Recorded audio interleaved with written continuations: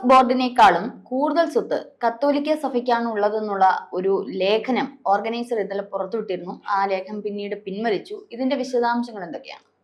ലേഖനം ഇല്ലാത്ത ഒരു ലേഖനത്തെ പറ്റി പൊല്ലാപ്പ് ധാരാളം ഉണ്ടാവുകയാണ്. ആ ലേഖനം പിൻവലിക്കപ്പെട്ടു എന്ന് പറഞ്ഞാൽ അത് കാലഹരണപ്പെട്ട് കഴിഞ്ഞു. ഇനി ഇതിനെക്കുറിച്ച് ഇല്ലാത്ത ഒന്നിനെ കുറിച്ച് നമ്മൾ ചർച്ച ചെയ്യേണ്ട കാര്യമില്ല. ഇല്ലാത്ത കുഞ്ഞിന് തൊട്ടിൽ പണിയേണ്ട കാര്യമില്ലല്ലോ എന്ന് പറയുന്നത് പോലെ. പക്ഷേ ഇപ്പോഴും ഇതുമാതിരിയുള്ള ഇതേ വിഷയം കൈകാര്യം ചെയ്യുന്ന ഇതേ പ്രമേയമുള്ള ധാരാളം ലേഖനങ്ങൾ വന്നുകൊണ്ടിരിക്കുന്ന ഒരു മാധ്യമമുണ്ട്. അത് മാധ്യമം തന്നെയാണ്. അതുപോലെ തന്നെ മീഡിയ വണ്ണിലും ഇത് പണ്ട് തൊട്ടേ വരാൻ തുടങ്ങിയതാണ്. ഇപ്പോഴും വന്നുകൊണ്ടിരിക്കുന്നുണ്ട്. ആർക്കും ഒരു പരാതിയില്ല. ഓർഗനൈസർ എന്ന് പറയുന്ന അത് സബ്സ്ക്രൈബ് ചെയ്യുന്നവർക്ക് മാത്രം കിട്ടുന്ന ഒരു സ്ഥാപനം, അത് ഹിന്ദു അനുകൂലമായതുകൊണ്ട് മാത്രം അതിനെ എതിർക്കുക. അപ്പൊ ഇന്ത്യയുടെ രാഷ്ട്രീയക്കാരുടെ ഹിന്ദു വിരുദ്ധതയുടെ ആഴം എത്രമാത്രം ഉണ്ടെന്ന് വ്യക്തമാക്കുന്ന ഒന്നാണ്. ഇല്ലാത്ത ഒന്നിന്റെ പേരിൽ കിടന്ന് പോരാടുക. ആ ലേഖനം അവിടെ ഇല്ല. അതിന്റെ എഡിറ്റോറിയൽ ബോർഡ് അത് വേണ്ടെന്ന് വെച്ചു. അതിന്റെ എഡിറ്റോറിയൽ ആയിരുന്നില്ല അത്. ആ ഒരു ഓർഗന്റെ പരാതിയായിരുന്നില്ല അത്. ആ ഓർഗൻ തന്നെ RSSന്റെ ജിഹ്വ എന്നൊക്കെ പറയുന്നെങ്കിലും അല്ല, RSSന് അങ്ങനെ ഒരു ജിഹ്വ ഇല്ല. ശരിക്കും RSSനെ അനുകൂലിക്കുന്ന ഒരു മാധ്യമം എന്ന് മാത്രമേ അതിനെക്കുറിച്ച് പറയാൻ കഴിയൂ. അപ്പൊ അതിനെ ഒരു ലേഖനം, വരാത്ത ഒരു ലേഖനത്തെക്കുറിച്ചാണ് ഇപ്പോൾ വലിയ രാഹുൽ ഗാന്ധി ഇറങ്ങി. വഖഫ് ബില്ലിനെ കുറിച്ച് ഒരക്ഷരം അനങ്ങാത്ത രാഹുൽ ഗാന്ധി ഇക്കാര്യത്തിൽ വാചാലനായി. കാര്യം എന്താണെന്നറിയോ? ഇതിന്റെ ഒരു കാരണം എന്തെന്നറിയോ? വഖഫ് ബില്ല് വന്നതോടുകൂടി രാജ്യമെമ്പാടും ക്രിസ്തീയ ന്യൂനപക്ഷത്തിന്റെ ഒരു വലിയ ആനുകൂല്യം BJPക്ക് കിട്ടിക്കൊണ്ടിരിക്കുകയാണ്. കേരളത്തിൽ മാത്രമല്ല പല സ്ഥലങ്ങളിലും BJPയിലേക്ക് ക്രിസ്ത്യാനികൾ ചേക്കേറിക്കൊണ്ടിരിക്കുകയാണ്. സഭകൾ അവരെ അനുകൂലിച്ച് ചരിത്രത്തിലാദ്യമായിട്ട് പ്രസ്താവനകൾ ഇറക്കിക്കൊണ്ടിരിക്കുകയാണ്. ഇതുവരെ കോൺഗ്രസിനോടൊപ്പം നിന്നവർ കൂടുവിട്ട് കൂടുമാറുകയാണ്. ഇത് കോൺഗ്രസിൽ വലിയ ആഴത്തിലുള്ള അന്താളിപ്പ് സൃഷ്ടിച്ചിട്ടുണ്ട്. ഈ അന്താളിപ്പിന്റെ സൃഷ്ടിയിൽ നിന്നാണ് ഈ കോൺഗ്രസ്സുകാർ ക്രിസ്ത്യ ന്യൂനപക്ഷത്തെ വീണ്ടും ഭയപ്പെടുത്താൻ വേണ്ടി ശ്രമിക്കുന്നത്. ഒറീസയുടെ കാര്യമൊക്കെ എടുത്തിടുന്നു, അങ്ങനെ ഭയപ്പെടുത്താൻ വേണ്ടി. എന്നും ഈ BJP എന്ന് പറയുന്ന കക്ഷി ന്യൂനപക്ഷങ്ങളെയെല്ലാം സംഹരിച്ച് കളയും എന്നുള്ള ഒരു ചെറിയ നെറേറ്റീവിന്റെ ബലത്തിലാണ് ക്രിസ്തു ന്യൂനപക്ഷത്തിൻ്റെയും അതുപോലെ ഇസ്ലാമിക ന്യൂനപക്ഷത്തിൻ്റെയും വോട്ടുകൾ സമാഹരിച്ചു കൊണ്ടിരുന്നത്. ഇപ്പൊ അതിന് മാറ്റം വന്നിരിക്കുന്നു. വലിയൊരു ചലനം ഉണ്ടായിരിക്കുന്നു. ഈ ചലനം കോൺഗ്രസിനെ അമ്പരിപ്പിക്കുന്നു. എന്തെന്ന് വെച്ചാൽ അത് വളരെ യുക്തിസഹമാണ്. എന്തെന്നാൽ ആ കോൺഗ്രസിൻ്റെ ഇപ്പോഴുള്ള വോട്ടും കൂടി നഷ്ടമാവുകയായിരിക്കും ഫലം. ഇപ്പോൾ തന്നെ മോദി ഏതാണ്ട് ഉറപ്പാക്കി കഴിഞ്ഞു, കോൺഗ്രസിൻ്റെ ഒരു ഭരണം ഇനി ഈ രാജ്യത്തുണ്ടാവുകയില്ല, കുടുംബ വാഴ്ച ഈ രാജ്യത്തിന് ഉണ്ടാവുകയില്ല എന്ന് ഉറപ്പ്, ഭദ്ര ഗ്യാരണ്ടിയാണ് മോദിയുടെ. അത് നടപ്പായി കഴിഞ്ഞു. അപ്പൊ ഉള്ള ക്രിസ്ത്യാനികളും കൂടെ പോയി കഴിഞ്ഞാൽ സംഭവിക്കുന്നത്, രാഹുൽ ഗാന്ധി കുടുംബത്തിൽ നിന്ന് സോണിയ മത്സരിച്ചാലും രാഹുൽ ഗാന്ധി മത്സരിച്ചാലും പ്രിയങ്ക ഗാന്ധി വന്ന് മത്സരിച്ചാലും ജയിക്കാൻ കഴിയുകയില്ല എന്നുള്ള സ്ഥിതിയാണ്. അവർക്ക് മത്സരിക്കാൻ പറ്റിയ ഒരു ഇക്കോ സിസ്റ്റം ഇന്ത്യയിൽ ഇല്ലാത്ത അവസ്ഥയാണ്. അതിലേക്കാണ് ഇപ്പോൾ അതൊക്കെ ഇപ്പോൾ പോയിക്കൊണ്ടിരിക്കുന്നത്. വളരെ കാൽക്കുലേറ്റഡ് ആയിട്ടുള്ള, ഓർക്കസ്ട്രേറ്റഡ് ആയിട്ടുള്ള ഒരു ആക്ഷനിലൂടെ ഇത് ഓരോന്നും ഓരോ സർജിക്കൽ സ്ട്രൈക്കാണ്. കോൺഗ്രസിൻ്റെ കപട മതേതരത്വത്തെ തുറന്നു കാട്ടുകയാണ് BJP ഗവൺമെൻറ്. അതാണ് അവരെ അമ്പരപ്പിക്കുന്നത്. ഈ ആഘാതം എന്ന് പറയുന്നത് ചില്ലറ ആഘാതമല്ല, ഒരു ഭൂമി കുലുക്കം പോലുള്ള ആഘാതമാണ്. മതേതരത്വം എന്ന കപട മതേതരത്വത്തിൽ നിന്ന് ശരിയായ മതനിരപേക്ഷതയിലേക്ക് ഇന്ത്യ ചലിക്കുന്ന ഒരു നിമിഷമാണ് നമ്മൾ ഈ കഴിഞ്ഞ ആഴ്ച കണ്ടത്. അത് അമ്പരപ്പിക്കുന്നുണ്ട്. ചെറിയൊരു ഷോക്കൊന്നുമല്ല, വലിയൊരു ഷോക്കാണ്, ഫ്യൂച്ചർ ഷോക്കും കൂടിയാണ്. ആ അമ്പരപ്പിൽ നിന്ന് ഉളവാകുന്ന ജൽപ്പനങ്ങളാണ്, പിച്ചും പേയുമാണ് നമ്മളിപ്പോൾ കേട്ടുകൊണ്ടിരിക്കുന്നത്. വരാത്ത ഒരു ലേഖനത്തെക്കുറിച്ചുള്ള അമ്പരപ്പ്. ഇനി അടുത്തത് ക്രിസ്തുമതമായിരിക്കും.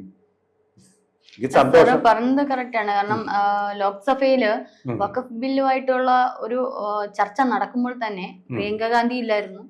അതിന് മൊത്തത്തിൽ ചർച്ചാ വിഷയമായ. ഒപ്പം രാഹുൽ ഗാന്ധി ഇത്രയും ചെവിക്കീഴില്, അതായത് ഒരാള് അങ്ങോട്ടും ഇങ്ങോട്ടും ചർച്ച ചെയ്യുന്ന സന്ദർഭത്തിൽ പോലും അദ്ദേഹം അവിടെ ഇരുന്ന് ഇത്രയും ആൾക്കാര് സംസാരിക്കുന്നതിനിടയിൽ ഒരു വാക്ക് പോലും മിണ്ടാതെ ഇന്ന് കേരളത്തിൽ കിടക്കുന്ന ഓർഗനൈസറിന് അല്ലെങ്കിൽ ഇത്തരം ഒരു മാസികയിലൂടെ, ഈ ഒരു ലേഖനത്തിലൂടെ, ഒരു മാധ്യമങ്ങളിലൂടെ ചർച്ചാ വിഷയമായപ്പോഴേക്കും അങ്ങിരിക്കുന്ന രാഹുൽ ഗാന്ധി ഇത് ഏറ്റുപിടിച്ച് വലിയ വിമർശനങ്ങളും വലിയ രീതിയിലാണ് അദ്ദേഹം സംസാരിക്കുകയൊക്കെ ചെയ്തത്. അപ്പം ഇത്രത്തോളമൊക്കെ അദ്ദേഹത്തിന് സംസാരിക്കാൻ അറിയാമല്ലേ? അതെ, അദ്ദേഹത്തിന്റെ നാവ് ഇറങ്ങി പോയിട്ടില്ലെന്ന് നമുക്ക് മനസ്സിലായി. നല്ല കാര്യം. പക്ഷെ ഒരു കാര്യമുണ്ട് ഇവിടെ, ഈ വഖഫ് ബില്ലിനെ സവർണരായിട്ടുള്ള മുസ്ലിങ്ങൾ മാത്രമേ എതിർക്കുന്നുള്ളൂ. പാവപ്പെട്ട മുസ്ലിങ്ങൾ, അതുപോലെ പാവപ്പെട്ട ആൾക്കാർ, അവാന്തര വിഭാഗങ്ങളുണ്ട്. ബഹായി, അതുപോലെ തന്നെ ഷിയ വർഗ്ഗക്കാർ. ഷിയാക്കാർക്ക് ഇതുവരെ ആനുകൂല്യം ലഭിച്ചിരുന്നില്ല. അതുപോലെ തന്നെ സൂഫി വംശജര്, അവരുടെ സൂഫിസം, വൈക്കം മുഹമ്മദ് ബഷീറൊക്കെ അതിൻ്റെ ആൾക്കാരാണ്. അവരൊക്കെ ഇതിനെ ഹൃദയത്തിൽ ഉൾക്കൊള്ളുകയാണ്, സ്വാഗതം ചെയ്യുകയാണ്. പാർലമെന്റിലെ മുന്നിൽ നിന്ന് തന്നെ മോദിയെ അനുകൂലിക്കുക. നമുക്ക് ആ ഓർഗനൈസറിൽ വന്ന ആ ഒരു വാർത്ത എങ്ങനെയായിരുന്നു, ആ ലേഖനം എങ്ങനെയായിരുന്നു? കത്തോലിക്ക സഭയ്ക്കുള്ളത് 17.29 കോടി ഏക്കർ സ്ഥലം ഉണ്ടെന്നുള്ളതാണ്. ഇന്ത്യയിൽ ആർക്കാണ് കൂടുതൽ സ്ഥലമുള്ളത്? കത്തോലിക്ക സഭയും വഖഫ് ബോർഡും തമ്മിലുള്ള സംവാദം എന്നതായിരുന്നു തലക്കെട്ട്. ഓർഗനൈസിലെ ലേഖനത്തിൽ ഔദ്യോഗിക കണക്കുകൾ പ്രകാരം സർക്കാർ കഴിഞ്ഞാൽ കൂടുതൽ ഭൂസ്വത്ത് കത്തോലിക്ക സഭയുടെ കൈവശമാണെന്നാണ് ലേഖനം ആരോപിക്കുന്നത്. അതിന്റെ വിശദാംശങ്ങൾ ഏകദേശം 20,000 കോടിക്ക് മുകളിൽ ഇതിന് വില മതിപ്പുണ്ട് എന്നുള്ളതാണ് പറയുന്നത്. വഖഫ് ബോർഡിനേക്കാളും അധികം സ്വത്ത് കത്തോലിക്ക സഭയ്ക്കാണെന്നുള്ളത് വീണ്ടും പറയുന്നുണ്ട്. ഇതിൽ കൂടുതൽ സ്ഥലവും സ്വാതന്ത്ര്യത്തിന് മുൻപ് ബ്രിട്ടീഷ് ഭരണകാലത്ത് സഭയ്ക്ക് കിട്ടിയത്. ബ്രിട്ടീഷ് സർക്കാർ പാട്ടത്തിന് നൽകിയ സ്ഥലങ്ങൾ സഭയുടെ സ്വത്തായി പരിഗണിക്കില്ലെന്ന് 1965 കേന്ദ്രം സർക്കുലർ ഇറക്കിയിരുന്നെങ്കിലും അത് തിരിച്ചുപിടിക്കാൻ സാധിച്ചിട്ടില്ലെന്നും ലേഖനത്തിൽ പറയുന്നു. അതുകൊണ്ട് തന്നെ മറ്റു വിഭാഗങ്ങളെ ലക്ഷ്യമിടും. ഇതിപ്പോ ഓർഗനൈസറിൽ ഇത്തരത്തിലുള്ള ഒരു ലേഖനം വന്നപ്പോൾ ഈ കത്തോലിക്ക സഭയെ വിമർശിച്ച് സ്വാഭാവികമായിട്ട് കത്തോലിക്ക സഭയ്ക്ക് നിരവധി സ്ഥലങ്ങളും അതുപോലെ തന്നെ ഈ വഖഫ് ബോർഡിൽ ഉള്ളതുപോലെ തന്നെ നിരവധി പ്രോപ്പർട്ടികളും കാര്യങ്ങളും ഒക്കെ ഉണ്ട്. ഇത്തരത്തിൽ ചിലപ്പോൾ ബ്രിട്ടീഷ് ഭരണകാലത്ത് കിട്ടിയതാവാം. പാരമ്പര്യമുള്ള ഒരു സഭയാണ് കത്തോലിക്ക സഭ എന്ന് പറയുന്നത്. അപ്പം ഈ ഒരു ലേഖനം പിന്നീട് പിൻവലിച്ചുവെങ്കിൽ ഇതിന്റെ ബാക്കിയുള്ള കിംവദന്തികൾ അല്ലെങ്കിൽ ഇത്തരത്തിൽ വീണ്ടും അതൊരു ചർച്ചാ വിഷയമാവില്ല. ഏതായാലും ക്രിസ്ത്യൻ വിഭാഗത്തിൽ നിന്ന് ക്രൈസ്തവർക്കെതിരെ തിരിയാൻ പാടില്ല എന്നുള്ളത് രാഹുൽ ഗാന്ധി പറയുമ്പോഴും ക്രൈസ്തവരുടെ ഇടയിൽ വീണ്ടും ഇതൊരു വിവാദത്തിലേക്ക് പോവാൻ നിലനിർത്താനാണ് അവരുടെ ശ്രമം പറയാം. എന്നാൽ അത് ലേഖനം ഉണ്ടെന്നിരിക്കട്ടെ, ഓർഗനൈസറിൽ ലേഖനം വന്നതാണെങ്കിലും അത് പറയാം. ഈ വഖഫ് ബോർഡിന്റെ കീഴിലുള്ളത് 20,000 കോടിയുടെ സ്വത്തൊന്നുമല്ല. പറയുന്നത് ഇന്ത്യയുടെ പ്രതിരോധ സേനയ്ക്ക് സമാനമായ തുക, ഏതാണ്ട് 69,000 കോടി രൂപയുടെ സ്വത്തുണ്ടെന്ന് പറയുന്നത്.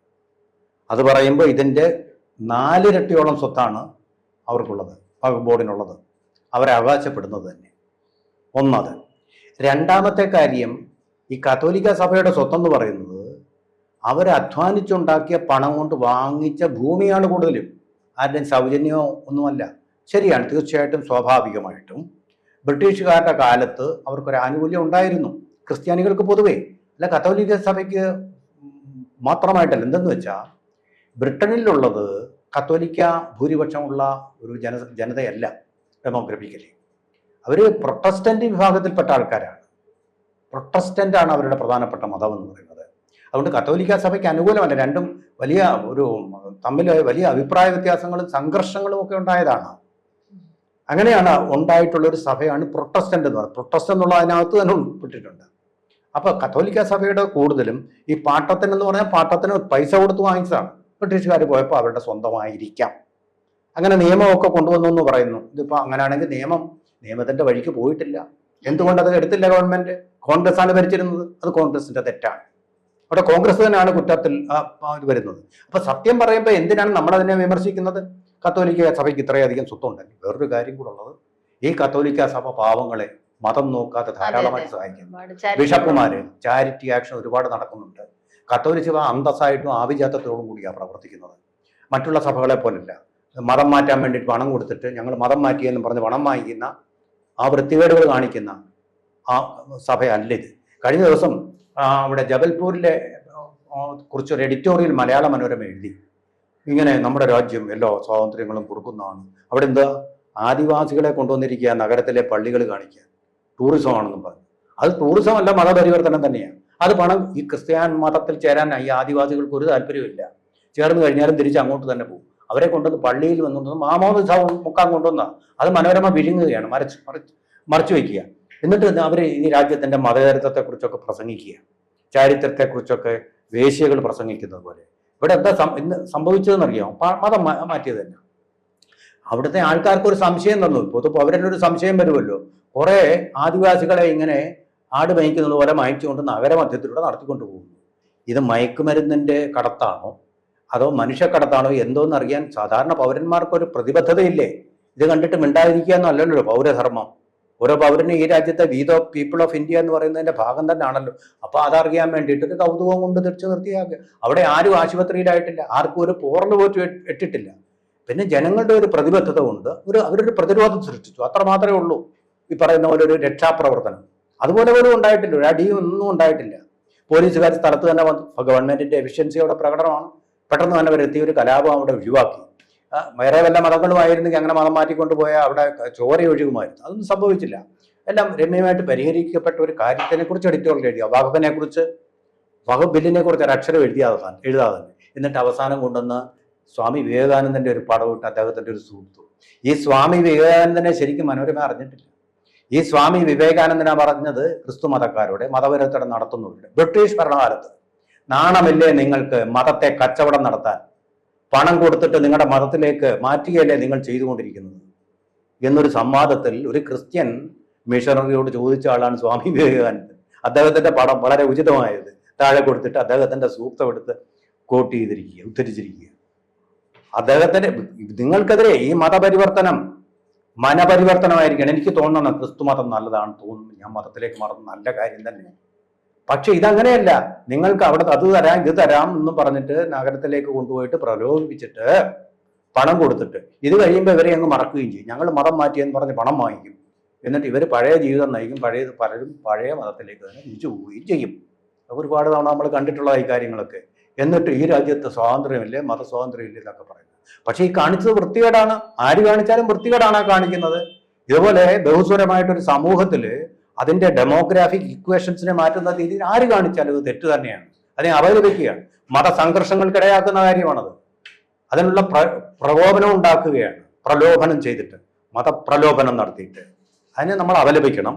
എന്ന് പറയുന്ന പോലെ ഏത് സഭയായാലും ഹിന്ദു സൗഹാർദ്ദത്തിൽ തന്നെ കഴിയണം. ഇതിനെ ചോദ്യം ചെയ്യാൻ പോകരുതായിരുന്നു പൗരന്മാര്. അപ്പൊ ചെയ്യേണ്ടത് പോലീസിൽ ഇത് അറിയിക്കുക എന്നുള്ളതാണ്. എനിക്ക് തോന്നുന്നു മധ്യപ്രദേശിലെ മതപരിവർത്തനം കുറ്റകരമാണ്, നിയമം പാസ്സാക്കിയിട്ടുള്ള സ്ഥലമാണ്. ഇപ്പൊ ആദിവാസികളൊക്കെ ധാരാളമുള്ള സ്ഥലമാണ്. അവരെയൊക്കെ മാറ്റി അവർക്ക് കിട്ടുന്ന സംവരണം കൂടി ഇല്ലാതാക്കി കഴിഞ്ഞാൽ അത് വല്ലാത്ത കുഴപ്പങ്ങൾ ഉണ്ടാക്കും. അവരുടെ ജീവിതം തന്നെ നശിച്ചു പോകും. ശ്രദ്ധിക്കേണ്ട കാര്യങ്ങൾ, അത് സെൻസിറ്റീവ് ഇഷ്യൂസാണ്. മനോരമ അത് ഉയർത്തിക്കാട്ടിയത് നന്നായി. വേറൊരു ലക്ഷ്യത്തോടു കൂടിയാണെങ്കിൽ UDF സഹായിക്കാൻ വേണ്ടിയിട്ട് നന്നായി.